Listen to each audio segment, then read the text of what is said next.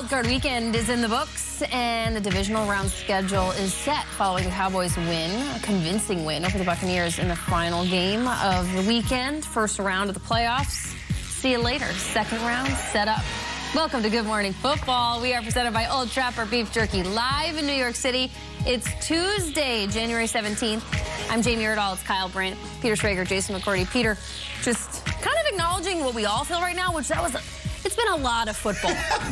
It's been a lot of football. The Monday night experience was like that roller coaster that you're like, I got to stay on this thing. I got to, like, let's go, tick, tick, tick, tick, and then whoosh, it was off. We had Saturday football week 18, Sunday football week 18, then we had Saturday, Sunday, Monday, and then you look at the schedule for this week and you're like, there are 3 NFC East teams still alive. Yes. You've now got the Jaguars as this red hot team. There's even I think divisional weekend is my favorite week. You know what I like? We got the best 8 teams left. Deadwood, out of here. Yeah. Chargers, get out of here. Bucks, get out of here. These are the best 8 teams. Now let's figure out who's the bigger. Let's look at one of them last night. 2 of them. One of them moves on. Time for the lead block. Cowboys versus the Buccaneers in the great sunshine state of Florida. Cowboys, Bucks. All right, here's the deal. Tom Brady coming off first losing season of his career, 8-9, but he's 7-0 all-time against Cowboys. Cowboys looking for their first road playoff win since the 1992 season. Here we go. Scoreless early. Dak Prescott looking. The name is Dalton. Touchdown. Cowboys up early. They're rocking and rolling in the blue uniforms. They don't wear them very much. They missed the extra point. We'll get to that in a little bit. Second quarter. So here we go. Tom Brady, the longest streak in NFL history without throwing an interception in the red zone. And he throws this one to... I don't know. Nobody knows. I don't know if he knows. Intercepted by Jaron Kearse, and that ends the streak. He hits himself in the face. Jason, what is he doing here? It looked like for a second he was trying to throw the ball away, but if he was, he would have threw it over the goalpost probably. I don't know. Yeah, it's like he short-armed the throwaway, and it was intercepted. And then Dak was just throwing pearls. That's your Jake Ferguson highlight on a Tuesday morning, guys. That's a rookie tight end. That's 34 yards down to the 6. Brady's just sitting there watching. It's like, the Cowboys going to do me again. And then Big Mike McCarthy's handing out butt slaps. I don't mind it at all. 4th and goal? Are you...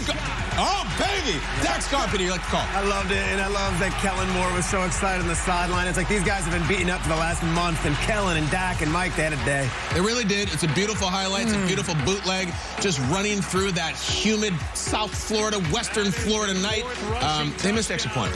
That was kind of weird. So they missed a couple extra points, and I just blew it. Here it comes, and... I don't think it was a spoiler, Kyle. I think the world knows that there were some extra points missed last night. Well, we got a whole gaggle of them, guys. That was the strangest, like, little record scratch and a great night for the Cowboys. Down 12-0. You got to go to Cade Otton. And look at Brady. I think there's actually a cutaway of him saying, "Come on, Cade." This is where we're at with Brady right now. He's screaming at Cade Otton. It was a really rough, off-flat night. But Cowboys, like, I don't care. This is not your coronation. We don't care about you. We're just going to keep going downfield. It felt like every Dak Prescott pass, especially in the first half, was just complete, chunk, chunk, chunk. And now this is the play of the night. He's going to roll left, throw it away. Don't throw another interception, Dak. Don't do it. No, touchdown. Just on fire. This was fish in a barrel. It was the Cowboys party in the first half. They go up again. Look, in the Jones suite, we're doing the double high fives. And yet... He misses again. Brett Maher. He misses radically left.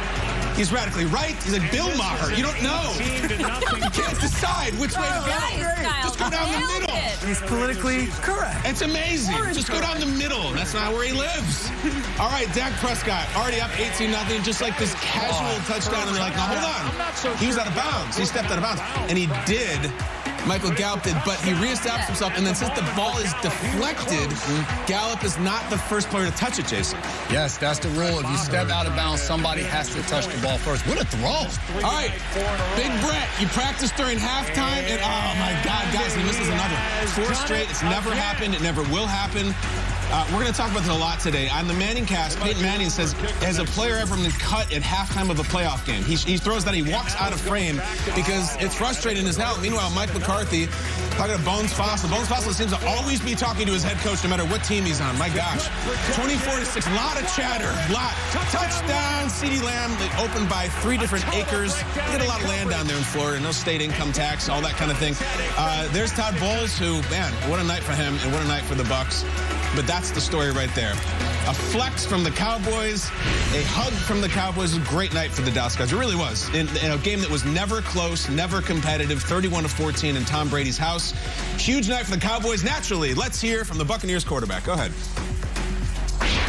I'm going to go home and get a good night's sleep as good as I can tonight. And Or when you want to figure stuff out? I mean, that was first. No, I'm not. You know, this has been a lot of focus on, you know, this game. So, yeah, let's just be one day at a time, truly. Complimentary football, and that's the way it's been when this team is on fire. And when this team is on, they make stops, we go and turn into points, and just got to continue to build off of that. And when we're able to do that, tough team to beat. That was a beautiful night for Dak Prescott. We're going to get into the Tom Brady conversation. Don't you worry. We're here for a couple of hours. But let's talk Dak. 4 touchdown passes. He ran one in as well, Peter.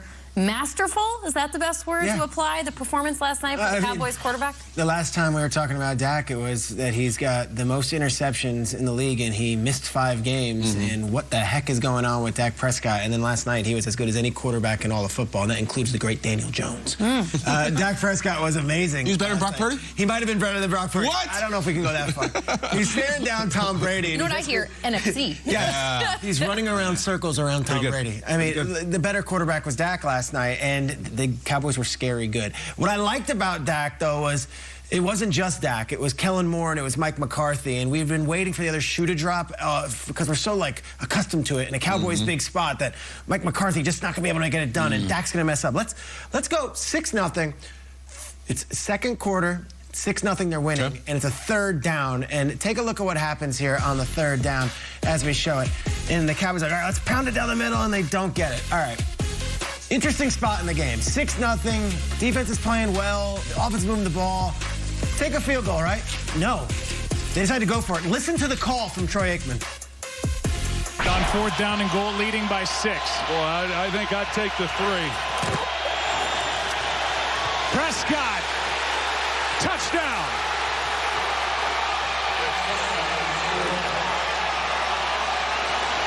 That is the 4th rushing touchdown in the brief postseason history for Dak Prescott. Made it look easy as he kept after the fake.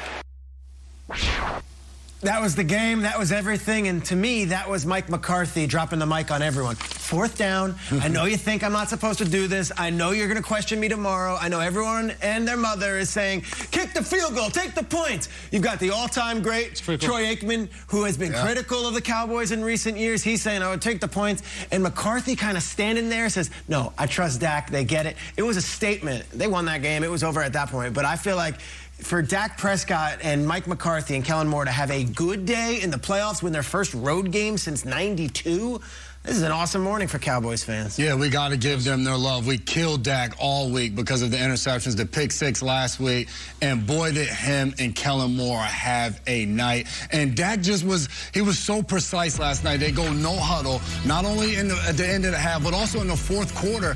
And while they're doing that, Kellen Moore is getting him the plays, but we're watching Dak at the line of scrimmage, audible, moving guys around, getting into certain plays. And then when the ball snapped, what was so impressive to me is Dak going through his progressions. Kyle said it in the highlight. It felt like we were just seeing chunk plays down the middle of the field all night long. The touchdown in the red zone, the first one, he's looking to the left, moves Logan Ryan, the safety, all the way over there, and comes back to Dalton Schultz. It was so impressive how well they played and how well they executed. It wasn't just the 4th down going the naked boot where he runs in for the touchdown. It was the option play that they call. It was Dak scrambling on a 3rd down and rolling out to his left owner across his body, and then greeting Kellen Moore and Mike McCarthy on the sideline as they're celebrating. There was something about this Cowboy team last night, the energy, the belief. They went into the game with everybody talking about how great Tom Brady is. And I think they looked at it and they were just like, we're a better football team than Tampa Bay. We're a lot better than Tampa Bay. And everybody's trying to perch up Tom Brady because of how well he's played throughout his career, but that isn't this Tampa Bay Buccaneers team this year, and the Cowboys went out there and just dominated for the entire game. I couldn't agree with you more. All this attention and action was on Tampa, from myself included. Tampa has never been good. They've never figured it out. They've been a middling team at best all season, and they got crushed by a better team. All we had with the Bucs was this thing about, well, Brady. It reminded me in the season finale when we just thought the Packers would beat the Lions because they have Rodgers. So it was the same exact game. It was never competitive. Say this about the Cowboys: 8-game road playoff streak, losing streak, snapped. Can't beat Tom Brady, snapped. I think Mike McCarthy had one of the best nights in over a decade for himself. I really do. And it wasn't just the play call. Something different about it. He showed up with like a cartoon on his sweatshirt, and there was something diffusing about that. It's some old school logo that like kind of broke the tension. Mike's body language gets